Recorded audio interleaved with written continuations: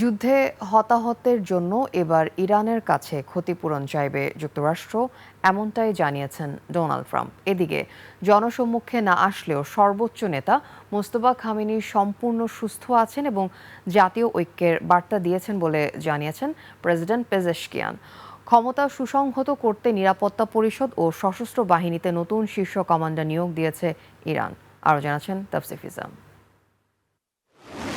যুদ্ধের হতাহতের ঘটনায় ইরানের কাছে ক্ষতিপূরণ চাইবে যুক্তরাষ্ট্র, এমন দাবি করেছেন দেশটির প্রেসিডেন্ট ডোনাল্ড ট্রাম্প। এর আগে গুরুত্বপূর্ণ হরমুজ প্রণালী পুনরায় খুলে দেওয়ার প্রধান শর্ত হিসেবে ওয়াশিংটনকে ক্ষতিপূরণ দেওয়ার দাবি জানিয়েছেন তেহরান।